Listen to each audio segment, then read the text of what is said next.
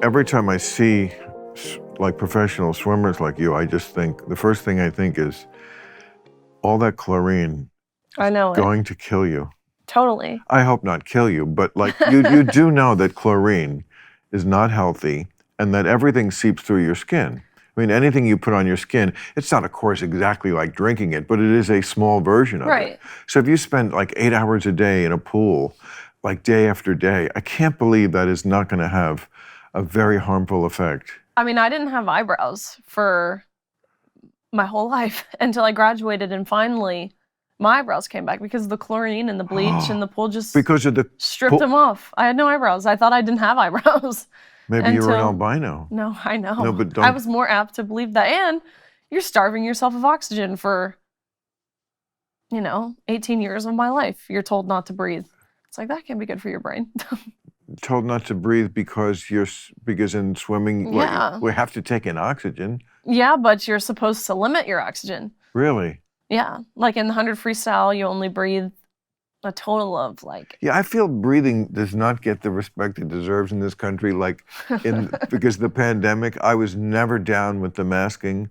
First of all, they've studied it now and it really didn't do much. Right. I mean, there are, of course, as everything in this country gets so politicized, you're either like, if you're for masks, you're a liberal who's a good person, and if you're gay, it's not that simple. Of course, there are situations where masks are good. Right. Surgery.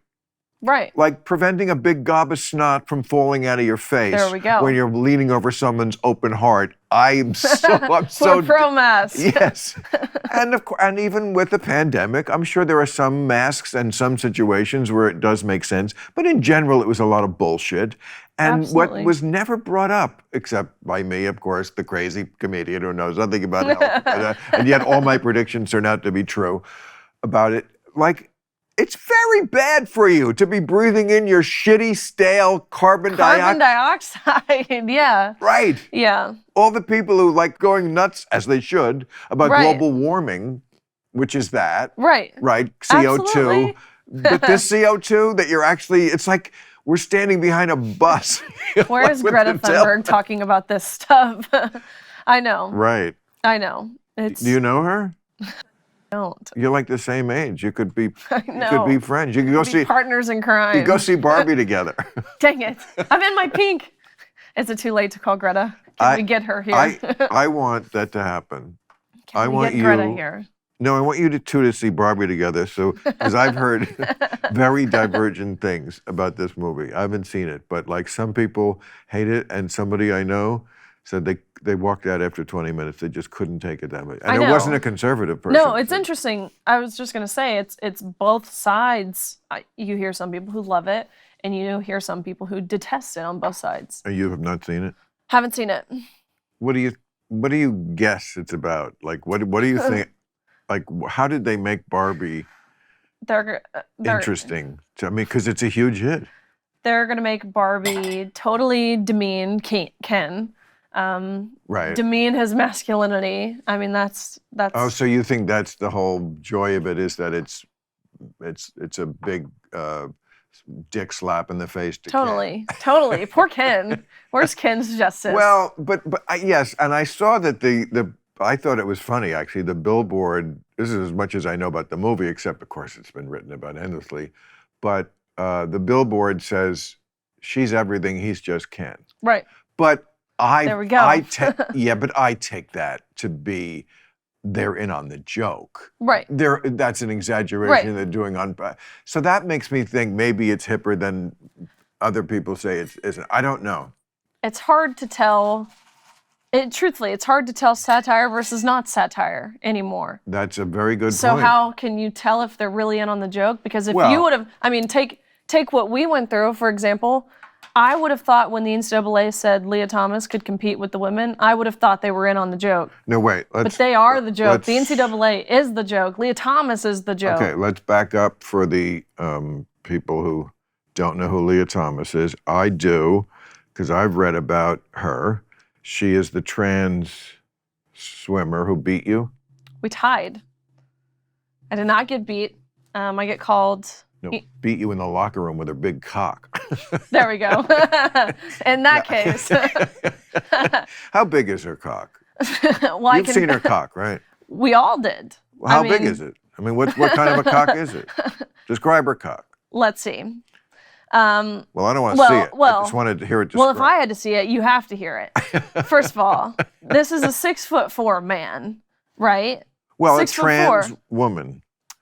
A male. Okay, this is what she would claim, and she does go through life as a woman, correct? Like a woman with male parts. Yeah, right. I know. I'm just trying to paint the portrait. Okay, wait. I'll be frank here.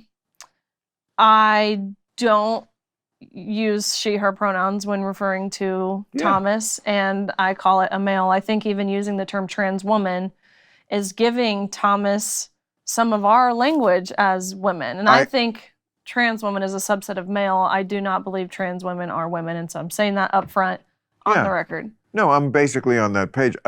I think, of course, a trans is a true phenomenon. There are some people who are, and I'm sure this is the wrong phrasing, but people know what I mean, born in the wrong body. Right. You know, they really do feel and want to be the sex they were not born. I get that, and those people should be protected and respected. That is my position as a one-issue candidate running for governor. No, protected and respected. But I also agree with you that it is a different category.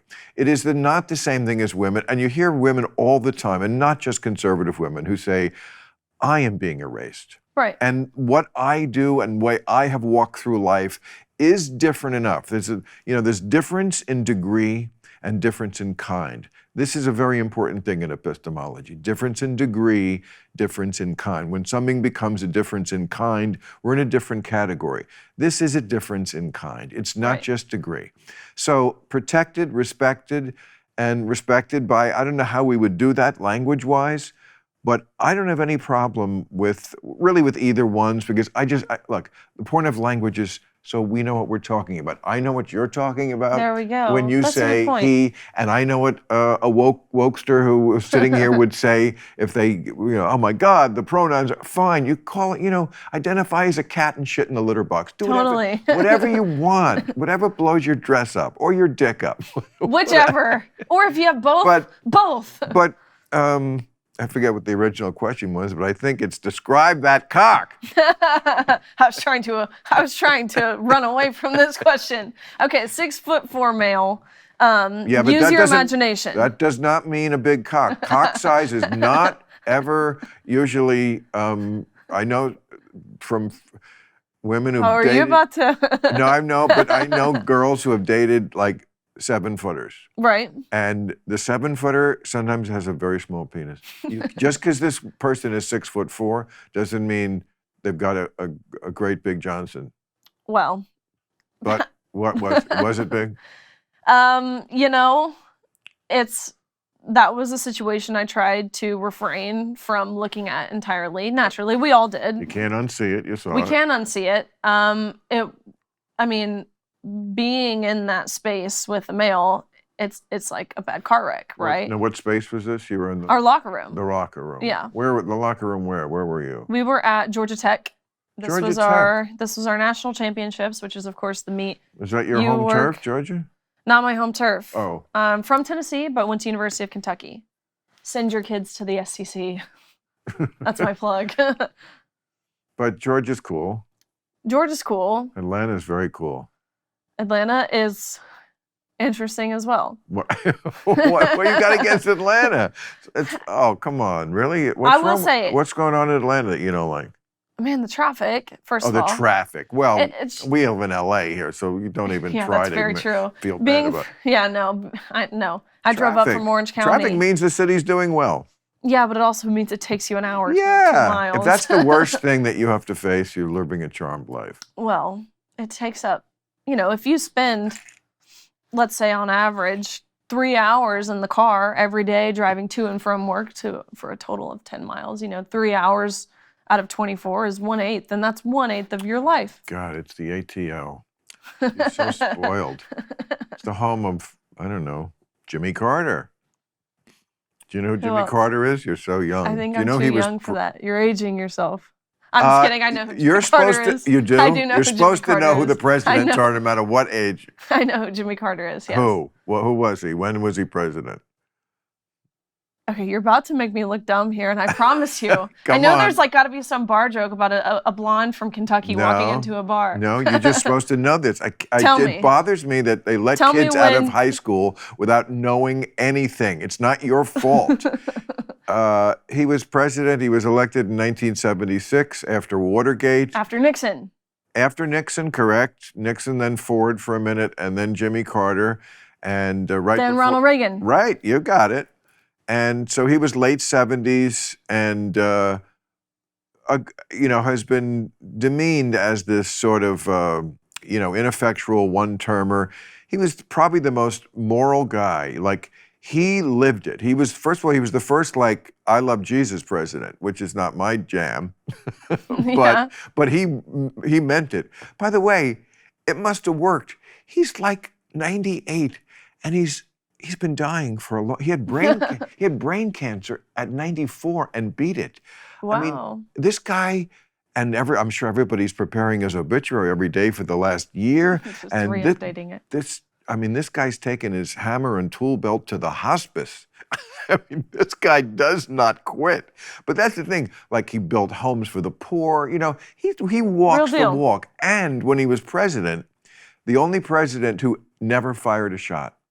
Wow. Never fired a shot of missiles. Like, that should get some medal for that, because not that we shouldn't fire shots sometimes when we have to, but his thing was like, unless we really have to. Yeah. Let's not just walk around like shooting people and bombing people. Right. And anyway, so you're in Georgia, you're in the locker room. There's this guy with a big dick who now when you're swimming, doesn't the dick get in the way? Or does it work as a rudder? Well, when that's a good question. Probably as a motor, right? I mean, well, I would think it's got to. It's like a fin. It's like hydrodynamic, right? But that's something. Swimming is so much about let's make ourselves as compatible to the water, right? Yeah. So you shave your arms. Right, It's exactly. like everything you your can do. Your eyebrows, not intentionally. Your eyebrows just happen to disappear. Every little thing you can do, because this is a sport that's measured down to the 100th of a second, right? And so any little thing you can do to merely shave a 100th, you're doing it. You're an elite athlete. Yeah. That's and at the level of elite athletes. This is baseball. This is every sport. Football.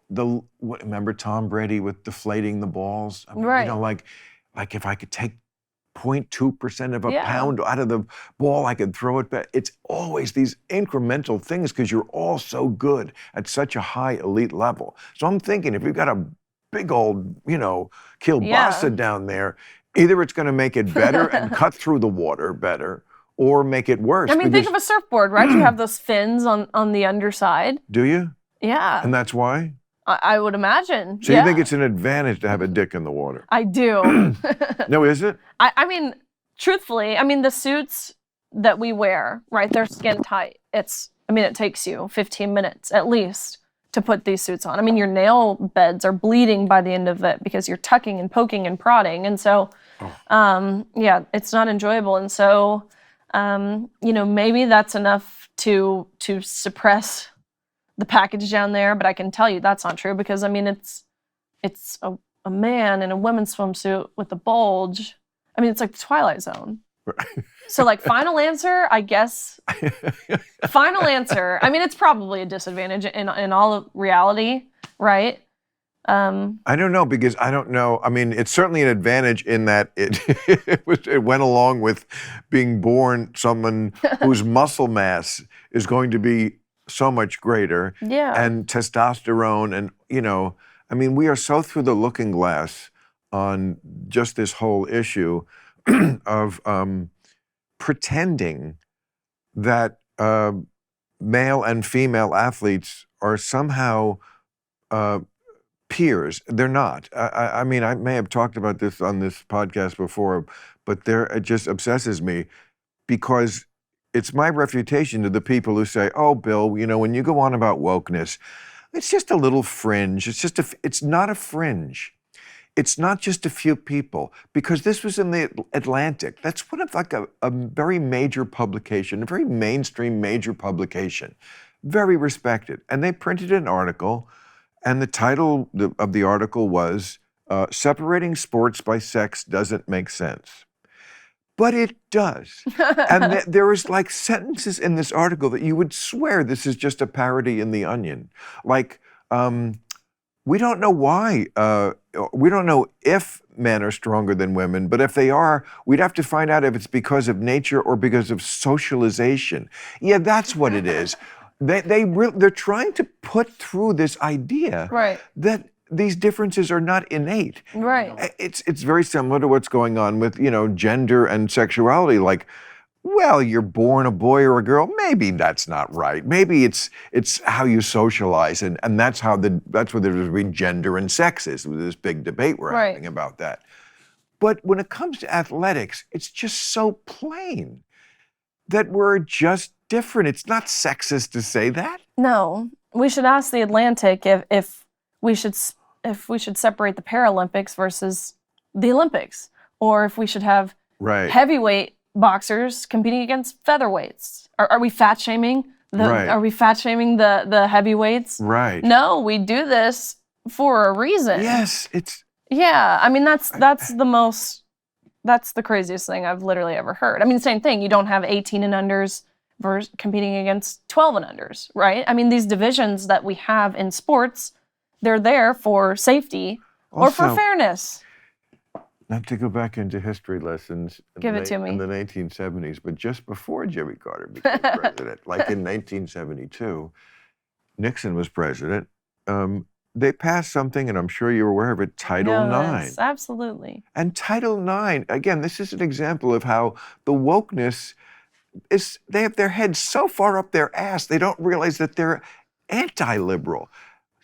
Title IX was specifically passed so that women would have an equal shot in sports. Absolutely. And that the colleges had to devote equal resources to women's sports. They're just as important as men. This was like a big liberal victory, as it should be. And then they throw this guy in the pool? And it's like so through the looking glass. Certainly, and we've seen this entire original first wave, second wave, even feminist movement shifted. I mean, even in the U.S. House of Representatives, we had this fall entirely on party lines when Representative Greg Steube introduced the Protection of Fairness of Women and Girls in Sports Act. Now you gotta school me. I don't know who this guy is. You gotta hit me up on the hearings. Tell me what you're talking about. Representative Steube. Who's that? He is a congressman? Yes. From where? Actually don't recall where he's from. Republican? Yes. Republican. Yes. Okay. He was on your side. He's on my side. Somehow, and by my side, I mean women. Right. I mean truth. Again, he was on the side of the truth and science and logic and common sense and reasoning. Right. Yeah, he was on our side. This is why I just want to kick these Democrats sometimes. You're on the wrong side here, you fucking dummies. I thought you were the party that supports women. Anyway, go ahead with your story. He introduced, on the House side, the Protection of Fairness in Women's and Girls in Sports Act. Wow, there's a mouthful. I know, totally. And this bill, it passed, but it fell entirely on party lines, meaning that all 203 Democrats, all of them, every single one of them, keep in mind these are parents who have young daughters and young sons, all 203 voted in opposition of protecting women and girls in sports. So yeah, we've seen this feminist. I mean, think of the Me Too movement. Think of the women who burn their bras and the free the nipple. We're seeing this flip entirely on its head. I mean, it's mind-boggling. And I have been accosted once or twice with someone saying, and I've also heard this many other places, that as a heterosexual man, if I did not want to go out with a trans woman, that would What? I already know. I'm so indelved into this topic. I already know what you're going to say. Well, it would make me a bigot. You're homophobic. Exactly. Homophobic or bigoted. And again, your heads are so far up your asses. And it's so funny. These are the people who are always complaining about privilege.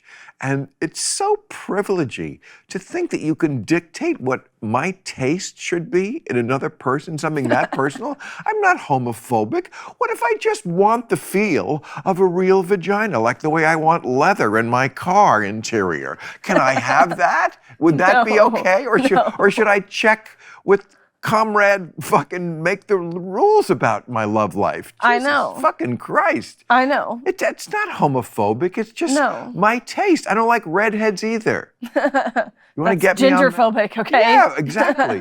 I am allowed to have taste. And of course everyone is, and they would not want that right to be taken away from them. No.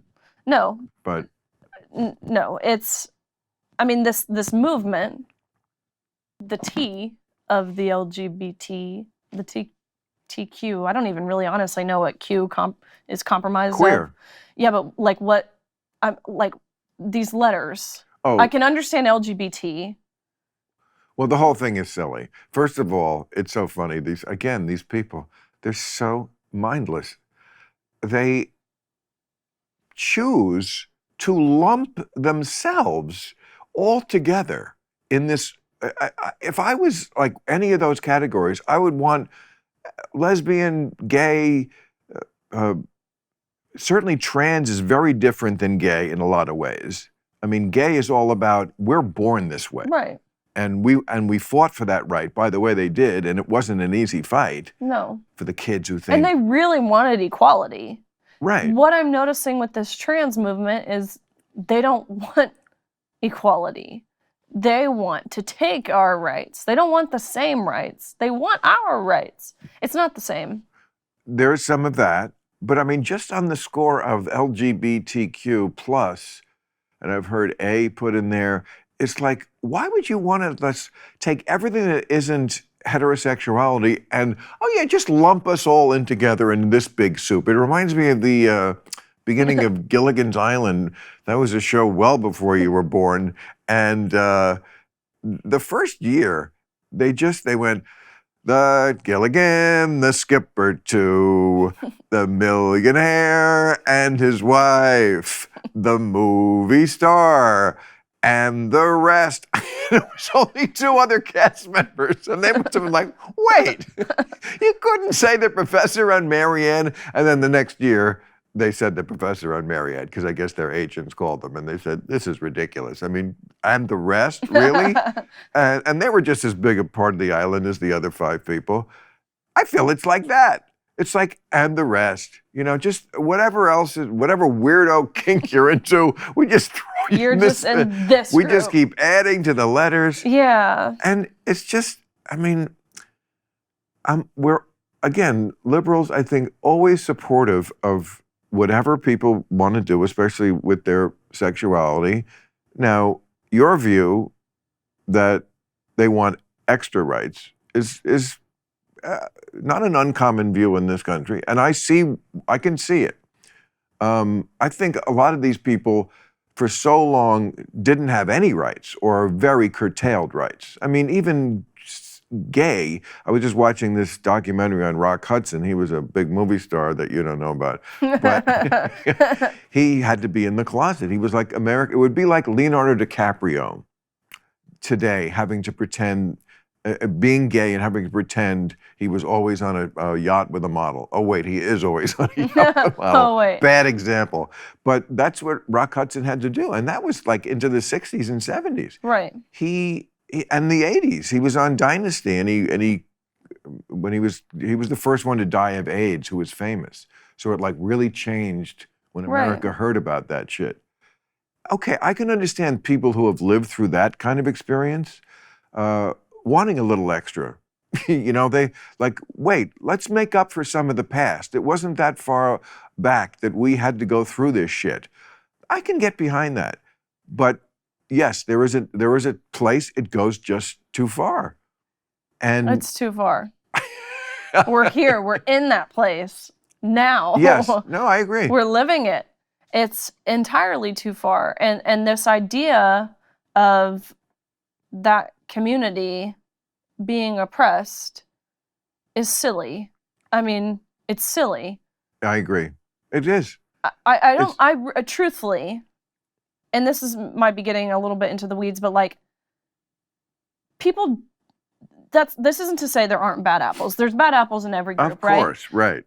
People don't see color anymore. We're not living in the 1860s. That is not certain. That's certainly not true of every single person. It's not true of every single person. But I have made a similar point, so we're not far off. Right. I always say, let's live in the year we're living in. Right. And in the year we're living in, it is true. We have come such a long way. And but you wouldn't think that if you saw the media. That's why I say, live in the year we're living in. Yes, absolutely. It's like, is racism still a malady in this country? Absolutely. But it's like we're using the blood work from 1990 to diagnose it. And that's not where the blood work is now. Still an issue, absolutely. And there are still lots of racist people in this country. Absolutely. Just individuals. But, most of it is just, I went into a store and I got a, dirty look from the guy. And it's like, yeah, that happens to people of color. And it's wrong. Right. But it's like, a little, this kind of dirt off my shoulder thing is required. And that's, I think, what most people do.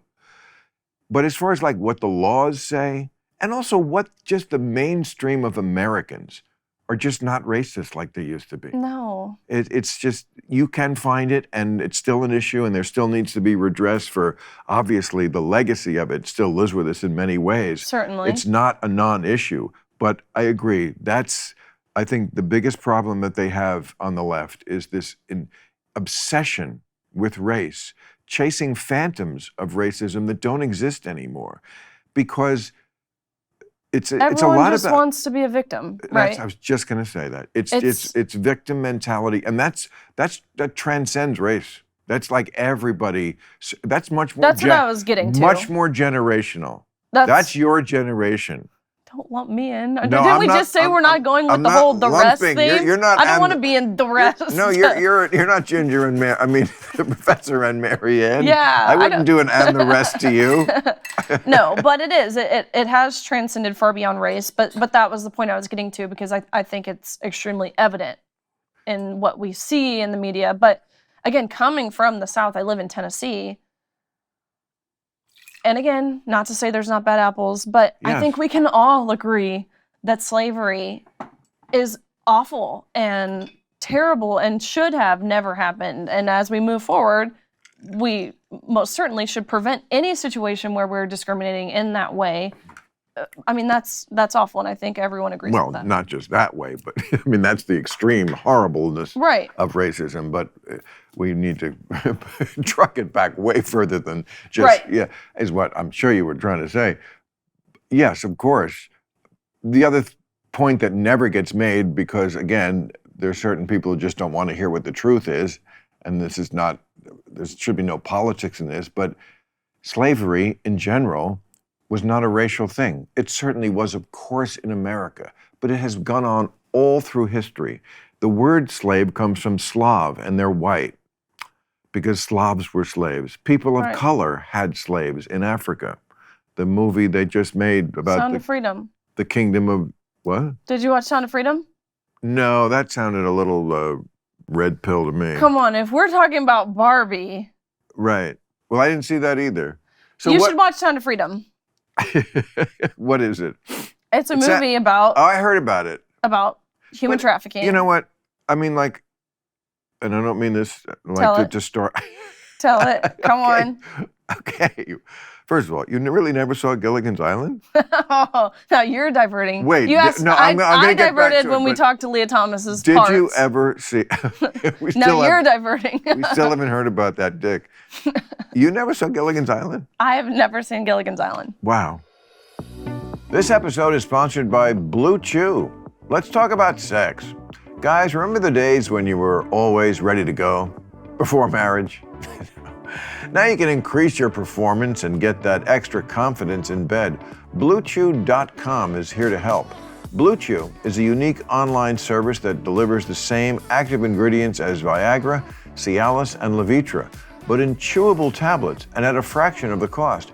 You can take them anytime, day or night, so you can plan ahead or be ready whenever an opportunity arises. The process is simple. Sign up at bluechew.com, consult with one of their licensed medical providers, and once you're approved, you'll receive your prescription within days. And it's all done online, kind of like sex. So, no more trips to the doctor's office, no awkward side glances from the nurse, and no more pharmacy visits scoping out which chicks are picking up their birth control. Blue Chew's tablets are made in the USA and prepared and shipped direct to your door. So when your package has arrived, your package has arrived. There's no shame in it. Sure, sex is a competitive sport, but in this league, they don't suspend you for juicing. What are they going to do? Not vote you into the Boner Hall of Fame? And Blue Chew will let you try it for a month for free to see if you fall in love with it, kind of like the girl you're dating. Blue Chew wants to help you have better sex. Discover your options at bluechew.com. Chew it and do it. And we've got a special deal for our listeners. Try Blue Chew free when you use our promo code CLUBRANDOM at checkout and pay just $5 shipping. That's bluechew.com, promo code CLUBRANDOM to receive your first month free. Visit bluechew.com for more details and important safety information. We thank Blue Chew for sponsoring the podcast. Plugs that I always forget. August 19th, Ovens Auditorium, Charlotte, North Carolina. August 20th at the Township in Columbia, South Carolina. September 1st at the Moody Theater in Austin, Texas. September 2nd, Texas Trust CU Theater in Grand Prairie, Texas. Now, I know you, or I don't know, but I think you voted for Trump. The last election, correct. Okay. Not in 26. Oh, you couldn't vote then. I was too young. And would you vote for him again? Depends on who's the Republican primary. Wow. Okay. Yeah, depending on, of course. So, here's where we part company big time. Okay. But I've been preaching for years. You can hate Trump. You can't hate all the people who like him because it's half the country, and some of them are lovely people like you. And Trace Adkins so lovely. And Trace Adkins is here after you, and I love him. And I'm guessing he voted for Trump. I'd be very surprised if he didn't. Now, of course, you're voting for someone who's a traitor and an insurrectionist who tried to overthrow the government. That's your business. I just bring it up casually. But the point, what I'm getting at is I feel like this movie that you're talking about, now I could be wrong. I could be wrong about Barbie and any other movie I haven't seen, but it just feels like it would be kind of an eye roll to me in the other way. I have no compunction about, as you just have seen the last 20 minutes, going after the woke when they're stupid. But I can't take that kind of, if it's about Christ and family and getting all misty about old barns and lighthouses none and of they that. get a boner There's none of and that. getting mad when football players kneel at a football game. You None can of that. shove that right up Ken's ass. I don't want that bullshit either. There's none of that. The only biblical things even quoted in this movie is a Bible verse talking about, you're better off to put a millstone around your neck and drown in the lake than harm children. Of course. And they say God's children aren't for sale. So there's really not a lot of biblical. There's not a lot of exposing elites. I think you should watch it. So it's about harming children? Oh, yes, it's about human trafficking. Human trafficking, which is a real thing. And should be nonpartisan. Yes, but your crowd, and like QAnon, if you're in with them, I don't know, and again, still love you. But, they believe that the Democrats eat babies and are pedophiles, and I don't think you can do both. Because pick one. If you eat babies, who are you going to fuck in 5 years? You know what I'm saying? That's so true. It's so true. Okay. You got to think these things through, Riley. No. Have you ever been to Epstein's Island? Epstein's Island. I wish my life had been that exciting where I could have been to Epstein's Island. Maybe you're involved. No. They did I'm say kidding. I was because they believe that people who wear red shoes, this is part of the QAnon thing. Red shoes is like our symbol that you're a pedophile, and they got a picture of me in the 80s. I did have a pair of they were kind of burgundy, but I think they tweaked it a little. It looked like I was wearing red shoes, and they were trying to say. Look, that stuff is silly, and I have people all the time. I mean, the right one thing we do have a lot of is conspiracists, right? Like, I mean, it's. Glad you could admit that. No, there are some people who are so silly in what they say. I get accused all the time. You mess with the wacky weed? I don't. That's all. Is that a conservative thing, or you just don't like pot? It's just all the years of swimming, my lungs. Right. You know. And you're an athlete. I'm a bad influence. My bad. I'm sorry. You're just someone who goes to Jeffrey Epstein's island. That was terrible of me. Anyways, you don't mind if I do it. No. I get accused all the time. Okay, in college, where I went to University of Kentucky, right? We were the Wildcats.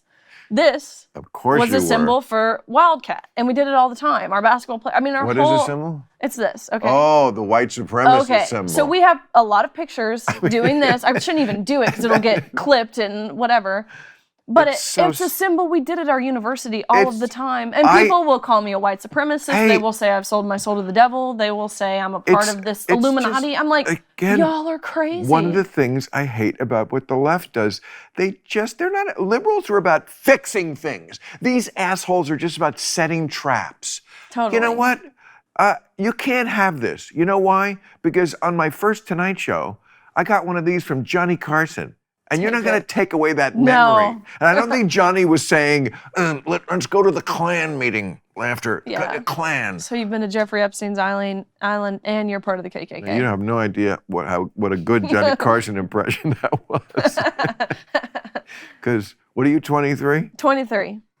What a great age. You're very mature for 23. You're very well spoken. Are you going to pursue activism now that you threw your clit into the pool on this big issue? So I graduated with my degree in human health sciences and health law and had every intent upon graduation to go to dental school. From Georgia. Kentucky. Same thing, right? Jimmy Carter. Gilligan's Island.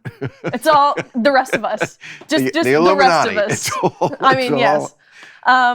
Had every intent on going to dental school. Actually, what I wanted to do was be an endodontist, which is someone who does root canals. What? Yeah, I know. Why? Why pick that? It's just always what I wanted to do. But why? I knew I wanted to work in a position where you're helping other people, right?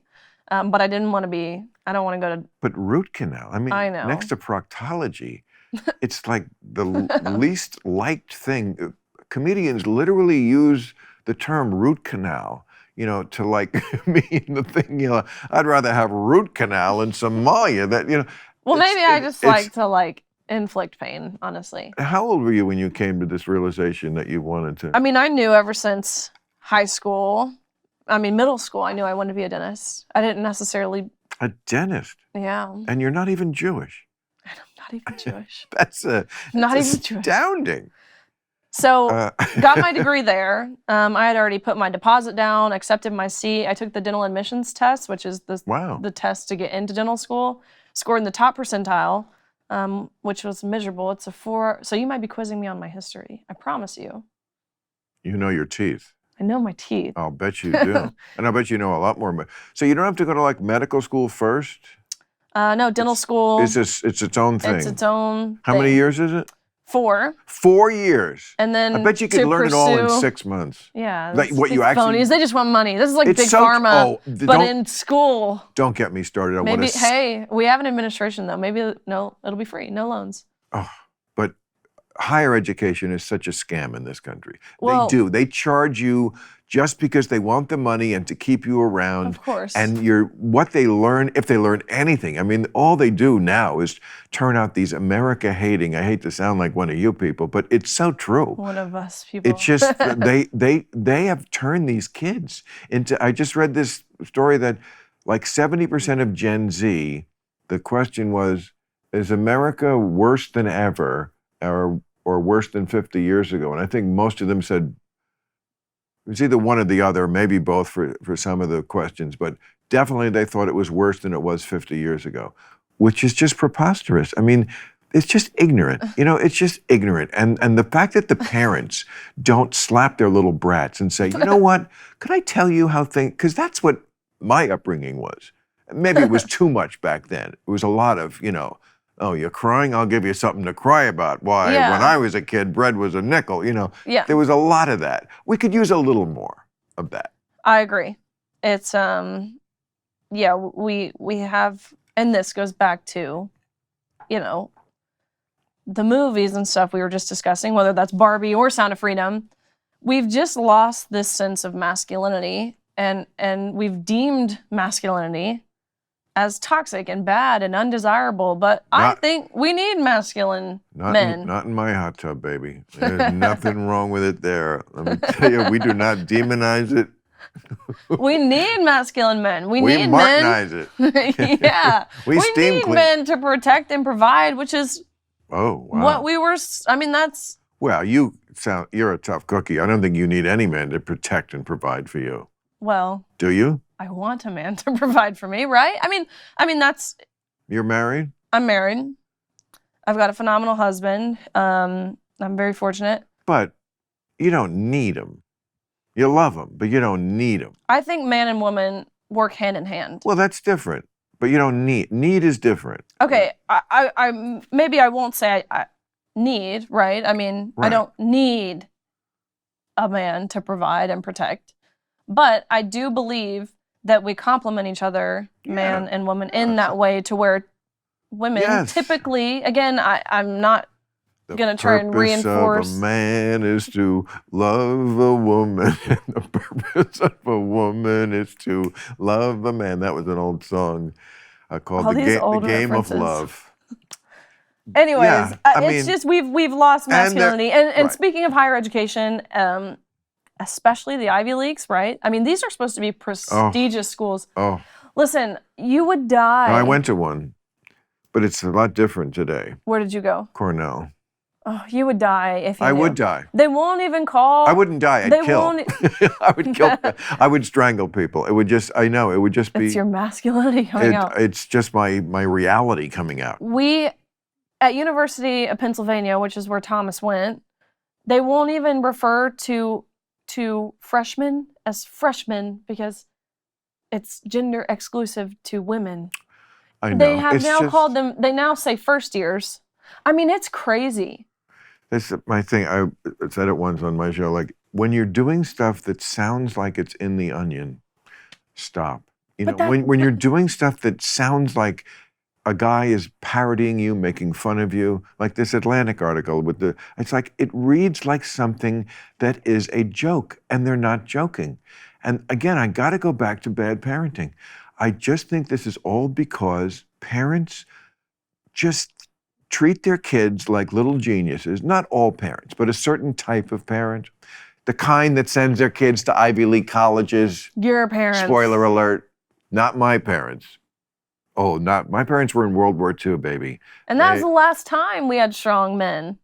Well, think about this. 1940s, World War II, men lied about their age to get in, to enlist. Sure. And now, in 2023, we have men lying about their sex to get into women's sports or women's prisons or domestic shelters or sororities or bathrooms, locker rooms. I mean, it's crazy if you think about it. Everything's upside down. But here's where there's hope, though, because it's incredibly interesting. You can see this play out throughout history, and it's strong men or hard men, or oh my gosh, hard men. I think I'm like those few. It's a Freudian. No, hard times create strong men. It's a Freudian slip. We all do it. Hard times create strong men. Strong men create good times. Good times create weak men. Weak men create hard times. And it really is interesting because you can see this play out throughout history. What creates hard-ons? Because that's really hard where men. I'm like, my interest hard men lies. create strong times. No. I don't have to get in the pool for that, do I? Oh. But we're in this part of the process now. And the last time we had strong men was in the 1940s. And so we're in the part of the process now where weak men have created hard times. But we can only hope that these hard times garner strong men again. And I'm certain they will, because again, we've seen it play out throughout history in this we still have strong men. Yes, we do, but we don't have a society full of them. No, they're mostly in the military. Certainly. That's where they tend to go, you know. But again, go back to the World War II when we had men literally lying to get into that position. They would give their life for this country. And just as you mentioned, we don't have... We had lots of people with that same spirit. I don't know if they literally lied, but right after 9/11. Right. I mean, you know who Pat Tillman is? Yeah. Yeah, Pat Tillman, Yeah. great example.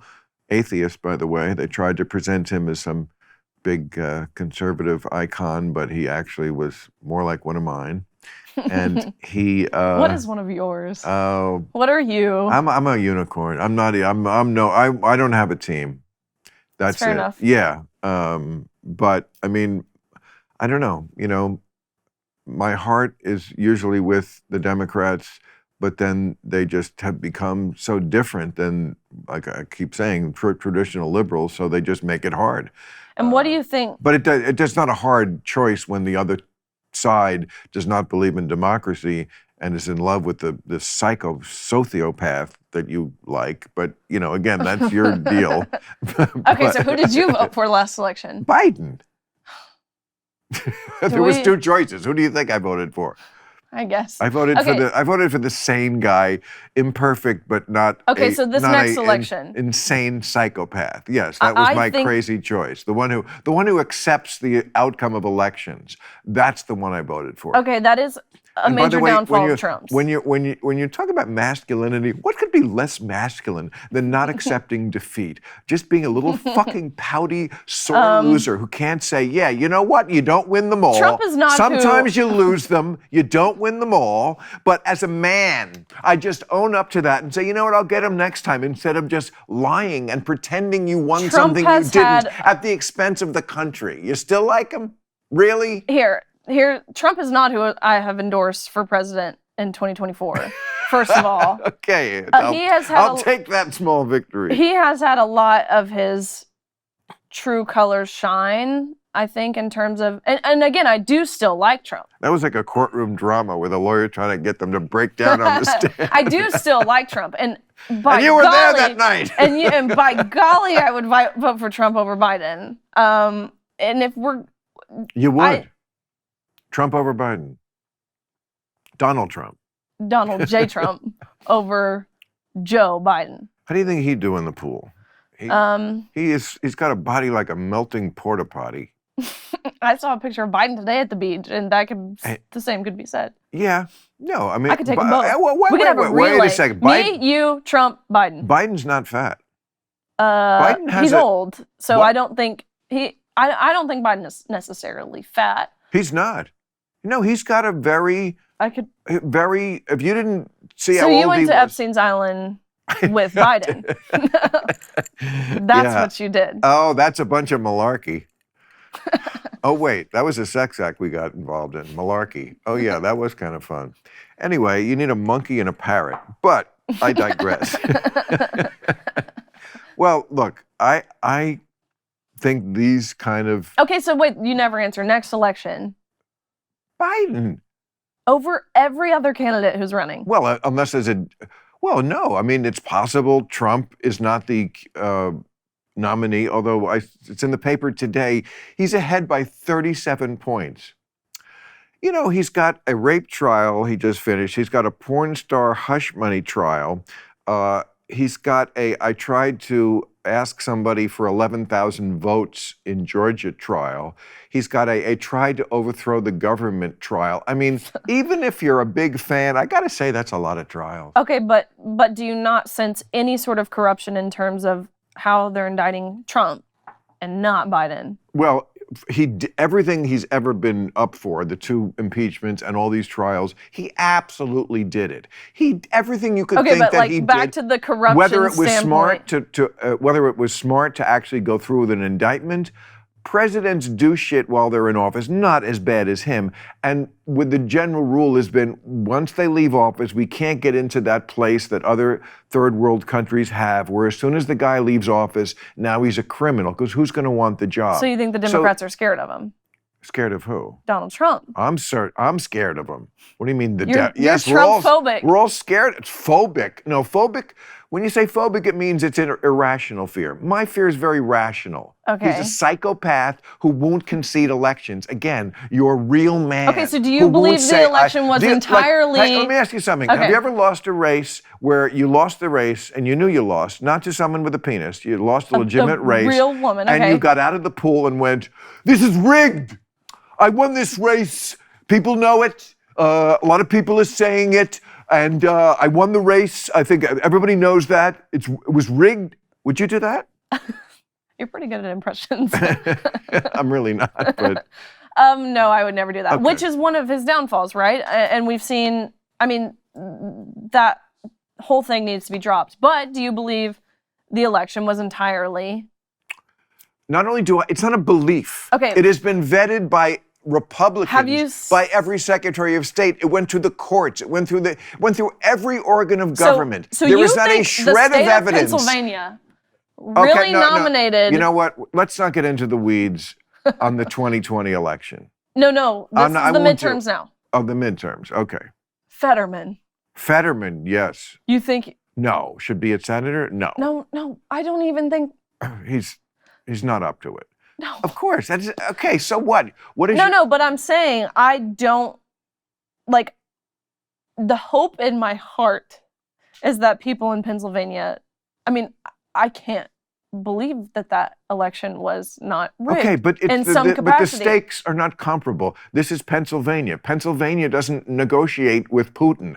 Okay, the other thing is America, the whole country and the presidency. So yeah, John Fetterman shouldn't be the senator, and it has nothing to do with this other giant elephant in the room called not believing in democracy. But it does when it relays how it pertains to election integrity. And I don't think we as a country are...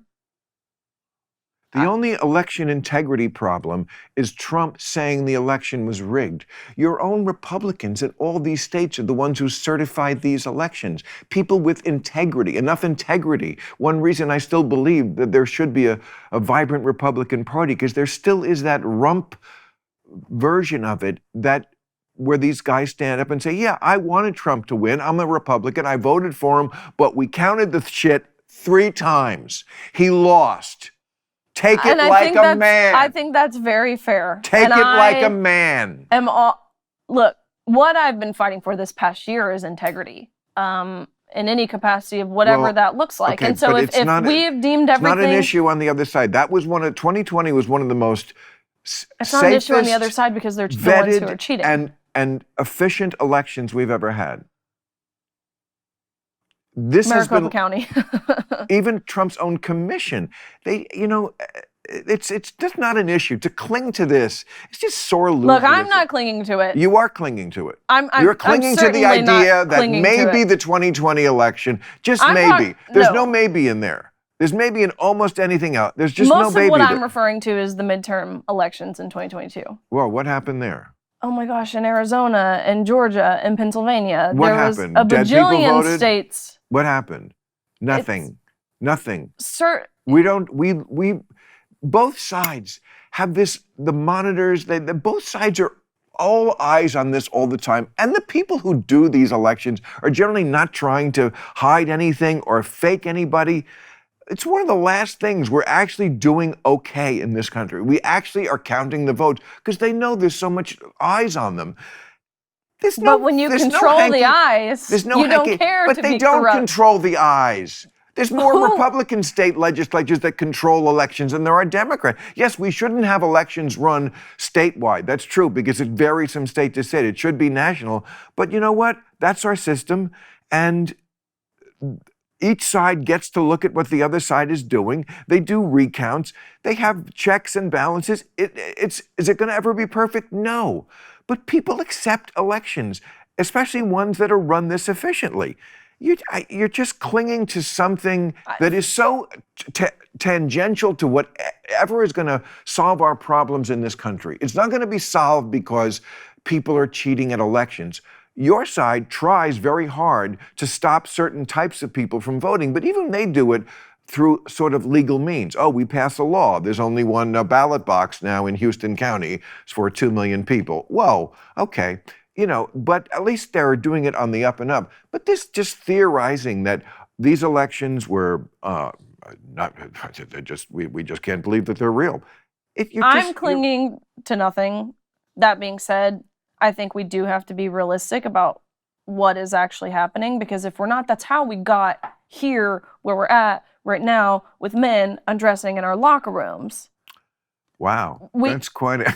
I'm just saying, you have I to need be the red string on the drawing board to see how that connects those two dots. No, I know what you mean. You have to be a realist about things, well, and if you're not, and you don't hold people accountable on either side, well, I'll tell you, it's how we get here, and we allow the minority to control the entire public square.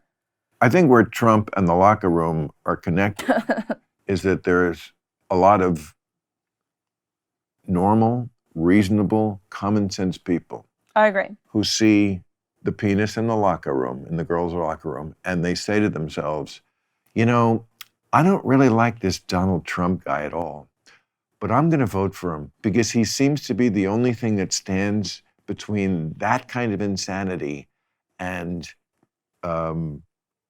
look, I think his kind of insanity is worse. I do. But I totally get the Trump voter. I totally get the person who says, I don't like him either, but he is a bulwark. He's a bulwark. He's not afraid to call out crazy. And this is what DeSantis has been trying to do. Like DeSantis' whole campaign is predicated on this. I'm going to be the anti-woke bully. Like I'm going to go in there and I'm just going to fucking punch every woke thing right in the nuts as soon as I walk in the room. And he just doesn't do it like Trump.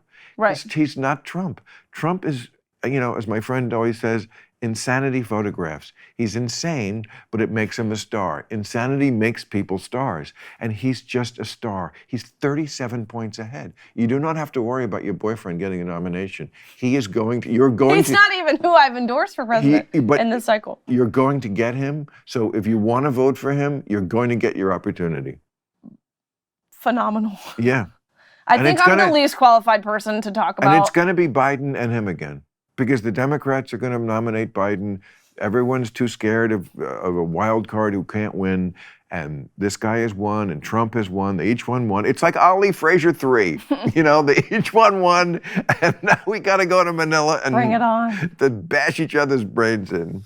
Well, I mean, it'll be interesting to see. I do believe I'm the least qualified person. You are not the least qualified person. You're very smart. That's why I'm trying to talk you out of Trump. But look, I also... When the alternative is Biden, no. I also, again, Biden, do I love everything? No. But, it just doesn't compare. He's just a normal guy. Who has... I agree. One of the things I hate the most about Biden is that he never stands up to woke nonsense in his party. And I think he's like a lot of guys that age. He doesn't even understand it. What the gals are boys now, and a gal can just take the vagina, and so but he also doesn't want to fight that wing of his party. He knows that's where a lot of the energy is in the party. So he's like that husband who, he doesn't understand what the kids are into, but he doesn't want to fight about it. So when the wife comes in and says, honey, the kids want to cut their dick off and tear down a statue of Lincoln. Is that okay? He's like, all right, I'm trying to watch the game. So no. I agree. It's not a great choice, but to me, it's not a hard choice. But what I love is that this country's like 50-50. We have to be able to be complete friends with somebody who we can't convince to be on our side. And that's where... And it's cool. That's totally... I love you no less because you like Trump. And I love you no less because you've been to Epstein's Island. I have, and let me tell you, I was there with Gilligan and the skipper. And all the rest. It was a 3-hour tour. The fact that it landed on this island was a huge upgrade from the island that Gilligan originally landed on. That's the thing. And Marianne, she was immediately sold into slavery, sex slavery. Yeah, that's kind of a downside to the trip, but that's what he was, Jeffrey Epstein. And here we are. No, I mean, I always thought that when that scandal broke about Epstein, which is real, it was unfortunate for the people who had been trying to convince the QAnon people that the pedophile stuff was just a conspiracy theory. It is mostly a conspiracy theory. Democrats are not baby eaters or pedophiles by nature, but the fact that this guy with a lot of Democratic connections and, those kind of people, Bill Clinton was on the island and Dershowitz and, Bill Gates and it just, it just looked bad that, okay, wait, there is a pedophile ring? Wait a minute. Wait, do you think Epstein killed himself? It's so interesting, when a guy goes to prison who's a child molester, they always say he's not going to last because the other prisoners killed the child molesters. Which, by the way, I love that about prisoners. I think that is so charming that they have standards like that. But, okay. But I do, yes, I think he killed himself. I think usually in situations like this, the simplest explanation is the truest, and the simplest one is that guards in places like prisons, paid minimum wage, and don't want to be there, they don't do their job. So the idea that he was watched no, he wasn't. He was supposed to be watched, and they were fucking jerking off to Pornhub in the break room. And yeah, and if I was Jeffrey Epstein, I would have killed myself too. I mean, to go from his life, to go from Sex Island to Rikers Island. Sounds like a blast. There's a country song for you. Interesting. Yeah. Who knows? But you were there, so you might know. If anyone does, it's you. That's true. But let's talk about Katie Porter. Oh, why you I had have beef. Was. Oh, that's right. She was on my show talking about you. Yeah. Was that it? And so I think it's only fair that I come on your podcast. Absolutely. And talk about her. Yeah, I actually don't even have anything to say about her because it's not worth. I don't want to the words coming out of my mouth. Katie and I are not giant mutual fans, so we can speak freely here. I mean, I wish her well, but the first time she was on my show, she was, I thought, very insulting and condescending to me personally. Like she's very personal. I mean, she like knows how to get a laugh, or she did that night, and so. But I had her back. I don't hold grudges. And it's like, it's a free-flowing debate show. People don't know exactly where the boundaries are. I've crossed the boundaries sometimes. So, certainly. Yeah. So, but when she was on this last time, and she's been on a few times since, when she was on this last time, yes, I thought she did not acquit herself very well because I thought she walked into some traps that made her look silly. Yeah, it wasn't a good look because. But remind me what happened. That's all. I remember only that. Who was she on with? So, you and Piers Morgan. Piers Morgan was okay. And so we're talking about this whole debate in sports, right? And so Piers, back and forth. Basically, Katie then says, this Riley Gaines girl. You and Piers are like, oh, Riley's so brave. Thanks, by the way. Riley's so brave. She's single-handedly fighting for women. Right. Essentially, in terms of, there's not a lot of present athletes, especially professional athletes, who have taken a stand against this. And so then Katie goes on to say, well, I disagree with everything Riley's doing. To which you guys press back, what is it you disagree with? She doesn't actually have anything she disagrees with, but she says, I just think she's doing this for clicks and likes. But no, she's doing it because she knows when you're in the Democratic Party, you have to say that. That's what our problem with our politics is. That's why you got no votes in this thing, because you have to choose one side, and these issues are not simple like that. And you can't just say the truth. You have to set your marker down. Okay, this is what the party says our position is, so yes, I'm with this. And then when you have to make an argument, you got nothing, because there is none. Because there is no argument. But to say I'm doing anything for clicks and likes is the most disingenuous thing I've ever heard. And also, it's the same thing she did to me. It's personal. It's making it personal in a way that because she can't dissuade from what I'm actually advocating for. Correct. But anyways, went on to say, whatever. But either before or after that, I can't remember, was talking about how brave Dylan Mulvaney is. And I'm like, if you're going to say I'm doing this for clicks and likes, can we at least acknowledge that Dylan Mulvaney, you know who that is? Of course. Can we at least acknowledge that Dylan Mulvaney is doing this for clicks and likes if I am? I mean, it was the silliest thing ever, and so. But I find her adorable. I do. I'm not usually down with this kind of stuff. I will say. But there's just something, she's just so happy to be there. I thought you meant Katie Porter at first. No, when you not said Katie. she. No, Dylan Mulvaney. You find Katie Porter adorable? No, I don't. Okay, no. Dylan Mulvaney, I do. I find her adorable. And I think it's so sad that Okay, you guys can't have Bud Light and we can't have Chick-fil-A. You know what? Fuck all of you. I will make fucking beer can chicken with Chick-fil-A in a fucking Bud Light can if I want. This whole country is so Okay, but do you think Dylan annoying. Mulvaney is qualified to charge his speaking fee for speaking on women's empowerment is $40,000? Do you think Dylan Mulvaney is qualified to speak on women's empowerment for $40,000? No. Answer that. No. While you might think he's adorable, can he speak on women's empowerment? Women's empowerment. I mean, it's such a person, what it means to different women. To some women, empowerment, I mean, there are women who will say they're wearing the burqa and they're like, this is my way of being empowered. In like, well, any way, Dylan Mulvaney is talking about it. Right. Do you think he's qualified to talk about it? In any way. It could be about a burqa. It could be about wearing a tutu. No, but sweetheart, if you're going to start making a list of people who get to talk about something without being qualified for it, you're going to be here for a very long time. But no, I mean, very few people are qualified. This country is past that point where we care about who's qualified.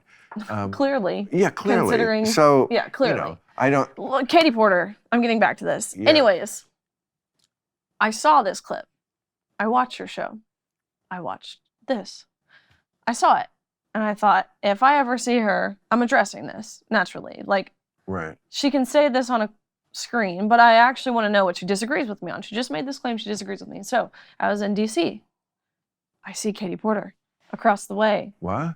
I see her. I'm like, you were like in person? In person. Oh, wow. And so we make eye contact. Were you stalking her at the Capitol? I was stalking her. No. Where'd you see her? Where was it? I was in DC. I do a lot of work in. Like on the street? Walking into the Senate building. Really? Oh, I see. Because you were testifying. Yeah. Or maybe the congressional building. I don't remember. But I see her. And we make eye contact. And I'm like, Bill Maher, Piers Morgan, I have to say something. Yes. We make eye contact. She puts her phone up to her ear like she's on the phone. And she turns. And I know the strategy. I'm like, I'll just wait for her.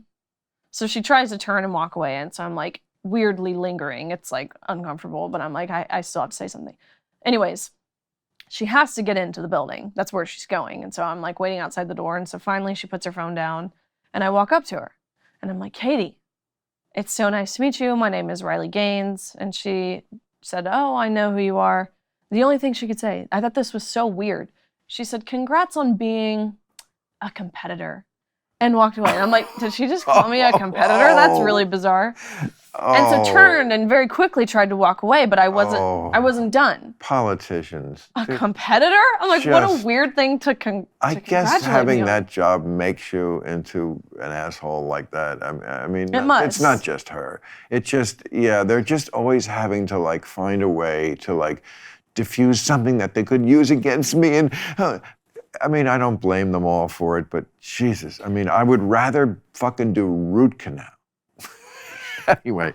Me too. I have to kiss you off because Trace Adkins is here. Amazing. I really enjoyed this. I always enjoy it when I'm with some guest who, like, we have fundamental disagreements, but we still have nothing but love, right? Club. I'm rooting for you. You should be doing your thing. Absolutely. And I don't mean dentistry, I mean swimming without eyebrows.